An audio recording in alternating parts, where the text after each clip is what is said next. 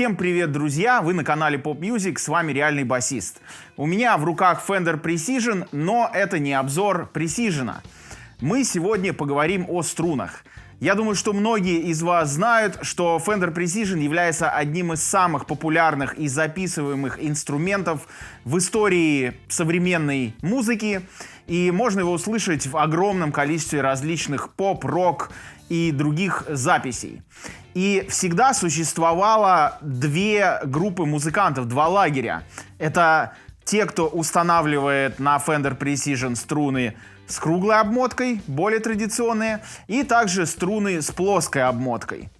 И вот эти два звука мы сегодня сравним. Это два легендарных пресиженовых звука, струны с круглой и плоской обмоткой. Мы их сравним в лоб, и у нас в качестве струн с круглой обмоткой будут вот такие вот струны. Это Gali Strings итальянские. И в качестве струн с плоской обмоткой у нас будут вот такие вот струны Ernie Ball. Калибр у них практически одинаковый. Давайте поставим и сравним.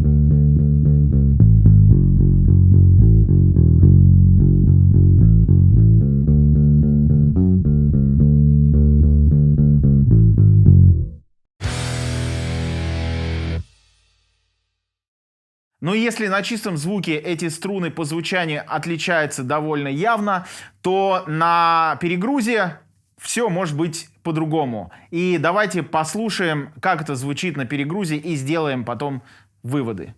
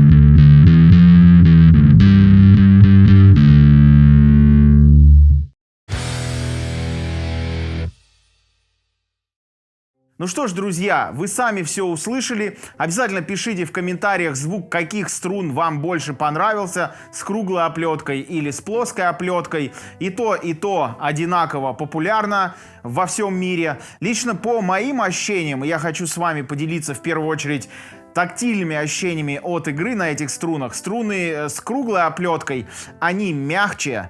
И что касается натяжения, и что касается звукоизвлечения, на них играть как-то более привычно и более удобно. Струны с плоской оплеткой, они по ощущениям гораздо более жесткие, ну и плюс они менее шершавые, более гладкие, и это тоже непривычно. Может быть, просто потому, что я очень редко играю на плоских струнах. Ну а по звуку струны с круглой оплеткой, они, естественно, более яркие, имеют более насыщенный тембральный спектр, но они, конечно же, больше гораздо дребезжат об лады, даже если инструмент идеально отстроен. Что касается струн с плоской обмоткой, они менее яркие, но имеют более глубокий низ, более такую матовую середину, ну и гораздо меньше дребезжат. Друзья, на этом все. Подписывайтесь на наш канал, ставьте лайки, нажмите на колокольчик для получения уведомлений о будущих видео. И до скорых встреч. Увидимся. Ну да, ну я на всякий случай. И также я буду ручку тона крутить, то есть будет тон, потому что на Precision тон как бы важен. Это, ну скажем, один из основных инструментов формирования звука. И будет тон 100%, 50% и 0%. Такие вот